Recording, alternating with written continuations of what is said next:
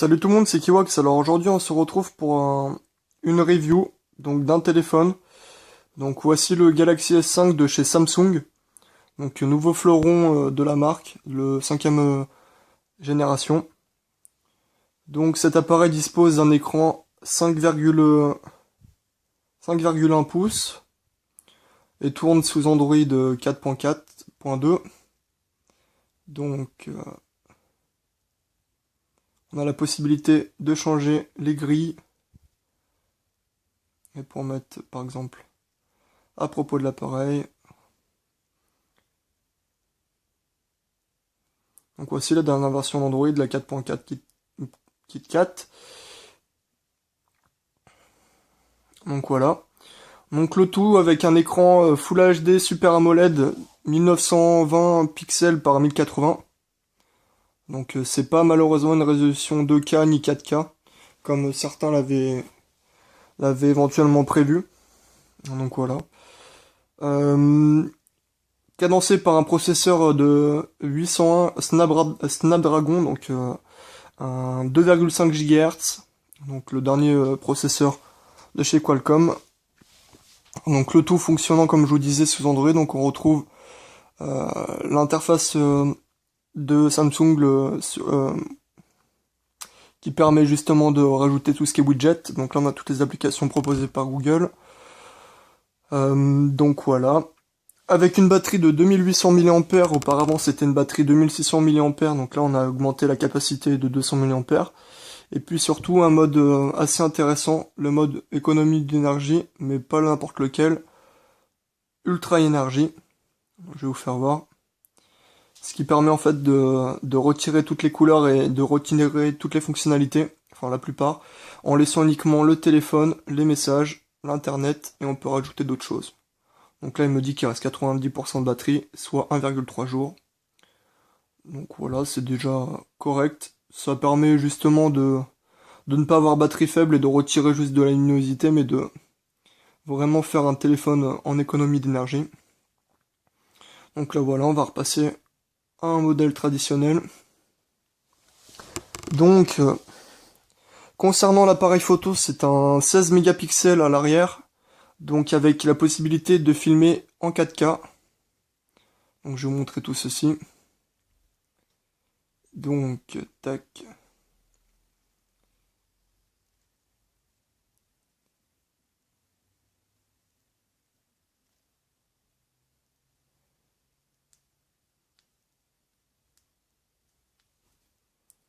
Donc voici une vidéo filmée de ma chambre en 4K. Bon là ça va rendre un petit peu dégueulasse dans l'appareil photo filmé sur un téléphone.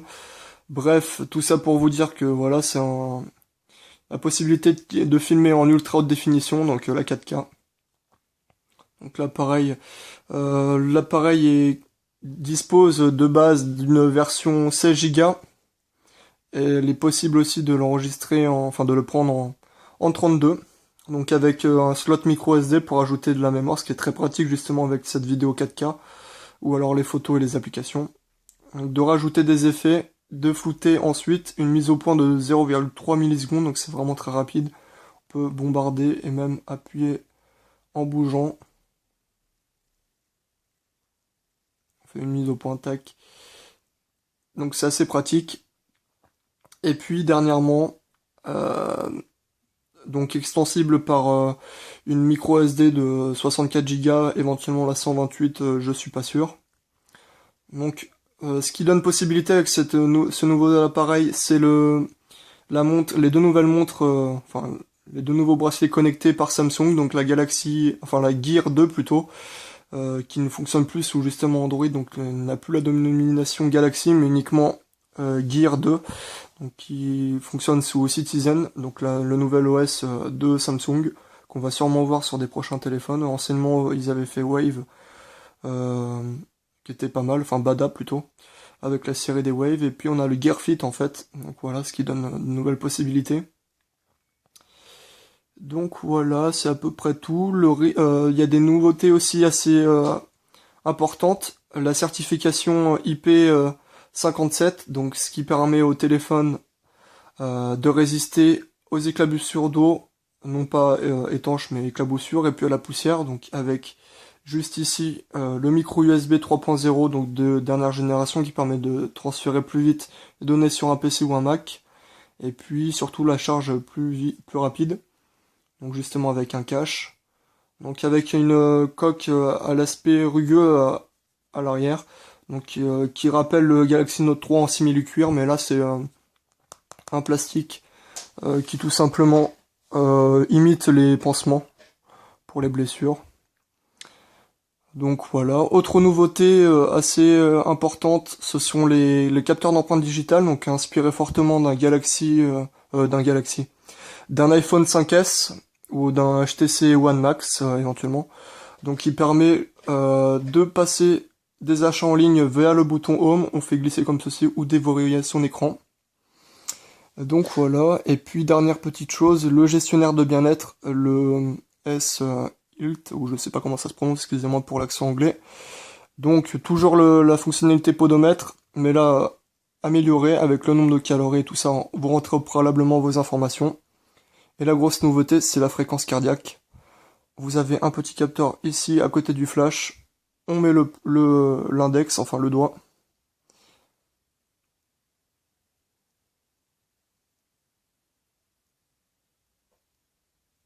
Donc voilà, ça me mesure mon battement de cœur, tout simplement, donc sur 363, voilà. C'est assez pratique pour les sportifs, avec un suivi quotidien ou même heure par heure, tout simplement, de ceci. Donc la fréquence cardiaque. Donc vraiment un plus avec cet appareil, je sais pas si les prochains concurrents vont le faire. Aussi haute nouveauté, My Magazine, donc qui est tout à gauche de votre page d'accueil, qui vous permet de suivre les informations que vous avez sélectionnées préalablement. Donc voilà, toujours le widget, les widgets faits par Samsung, donc on maintient toujours ce petit écran. Tac, widget, ça reste assez similaire hein, par rapport aux anciens. On peut maintenir, le déplacer où on veut. Petite nouveauté aussi, là, hein, je sais pas si vous le voyez bien. Tac. C'est un petit en fait gestionnaire à droite qui permet d'ouvrir des applications rapidement, donc l'appareil photo, internet, les mémos vocales, la calculatrice, etc. Donc voilà. Le bouton en bas à gauche maintenant a changé, ce n'est plus le bouton des paramètres, c'est le bouton de gestionnaire d'applications ouvertes, donc qui permet justement de faire face à la RAM de l'appareil, que j'en ai pas parlé, donc c'est une 2 Go annoncée, donc là il y a 1,81 Go disponible en RAM, donc c'est un petit peu moins bien que le Galaxy Note 3, 2 Go de RAM, moi je pense que c'est largement suffisant pour l'utilisation de cet appareil. Toujours le bouton à droite pour revenir en arrière et le bouton de page d'accueil. Voilà, et puis qu'est-ce que je voulais dire aussi? Donc la taille de l'écran, je sais plus si je l'ai parlé, c'est du 5,1 pouces, donc un poil plus grand que le Galaxy S4. Donc voilà. C'est à peu près tout. Je sais pas si je l'ai abordé aussi, la caméra frontale, donc pour faire les selfies qui sont très à la mode en ce moment, c'est du 2,1 mégapixels, donc c'est très bien. Moi, je vais vous donner mon avis sur cet appareil. Enfin, premier point de vue, on va dire, c'est pas un avis puisque c'est une preview, donc de toute façon, il est pas encore commercialisé. Écoutez, moi, j'aime beaucoup le Galaxy S5. Je suis vraiment déçu par rapport à, non pas la qualité de l'écran qui reste très acceptable, mais par rapport au choix des composants, les matériaux. J'aurais bien voulu voir arriver comme sur un iPhone 5S ou un HTC One M8, une coque en arrière en alu brossé qui fait vraiment beaucoup plus joli, surtout que le téléphone en prix de base est annoncé sans abonnement à 679 €. Donc c'est un prix haut de gamme. Donc voilà, avec les montres, la Galaxy Gear, j'allais encore le dire. Non, la Gear 2 avec l'appareil photo est à 250 €. Le Gear Fit, donc le bracelet connecté à écran incurvé, est à 200 €. Donc en complément du smartphone, ce qui est assez pratique, mais ça reste quand même cher. Bon, certains opérateurs vont faire une offre de promotion, je pense, pour l'achat d'un bracelet plus le téléphone. Il y aura une offre de promotion de remboursement. Donc ça, il n'y a pas de problème à ce niveau-là. Donc voilà, je vais vous faire un petit comparatif maintenant entre le Galaxy S4 et le Galaxy S5 en termes de finesse, de taille, etc. Donc, Dernière petite information, j'ai oublié de le préciser. Donc il est compatible aux normes Wi-Fi, Bluetooth 4.0, la 4G Ready, et puis la puce NFC. Et puis autre particularité, on a la possibilité de faire ce qu'on appelle l'amplificateur de téléchargement. Donc en fait qui combine le réseau 4G de votre mobile avec le réseau Wi-Fi. Donc faites attention avec vos opérateurs qu'il n'y ait pas un surcoût sur votre data, mais ça en fait ça télécharge beaucoup plus vite. Et puis dernière chose, il est disponible en plusieurs coloris, donc là c'est la version noire. Il est disponible en noir, en blanc, en bleu et en doré. Donc voici, avec bien sûr les housses de protection vues récemment à Barcelone, les housses de protection, les smart covers, donc avec la vitre ou sans la vitre. Donc voilà. Donc voici maintenant le comparatif opposant le Samsung Galaxy S4 au Galaxy S5. Donc dans un premier temps, je vous fais voir la taille qui est un poil plus grande sur le Galaxy S5. Donc justement, ce qui est très pratique avec l'apparition du gestionnaire à une main. Donc maintenant, on regarde l'épaisseur de l'appareil. Donc ça joue à pas grand chose, les deux appareils sont assez fins. Au niveau des bordures, là on est sur même pas 1 millimètre. Là on est un poil plus petit, je sais pas si on le voit, ça reste très peu, enfin très fin, mais le LG G2 fait largement mieux dans ce domaine. Et puis au niveau de la coque arrière, tac, ainsi. La coque arrière d'origine, donc là ça sort un peu moins, l'APN sort un petit peu moins que sur le S4. Le flash a l'air d'être de meilleure qualité sur le Galaxy S4, mais c'est qu'une question objective, je dis, enfin subjectif, ou je sais jamais un des deux, bref. Au niveau du haut-parleur, ça reste similaire, on a du haut-parleur juste ici, donc ça c'est le gros défaut, c'est sur cet appareil. Le haut-parleur qui est juste ici, vous mettez votre doigt ici, vous n'entendez absolument plus rien, donc c'est dommage.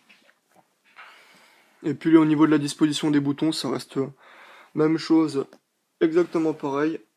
Tac. Avec aussi le jack toujours 3,5 mm. Et puis l'infrarouge pour la télécommande pour les décodeurs ou les télévisions tout simplement. Voilà, c'est sur le côté. Et puis enfin le micro USB, donc comme je disais c'est du 3.0 sur la nouvelle version, je sais plus si je vous l'ai montré, qui était apparu en premier sur le Galaxy Note 3. Donc voilà. Bah écoutez, n'hésitez pas, c'est la fin de cette vidéo, n'hésitez pas à donner vos commentaires. Aussi, soyez indulgents, c'est ma première review sur un produit, donc voilà, j'avais envie de vous faire partager cette review. Donc le téléphone sort le 11 avril officiellement. Donc voilà, j'espère que cette vidéo vous aura plu, et puis moi je vous dis à la prochaine. Allez, ciao tout le monde!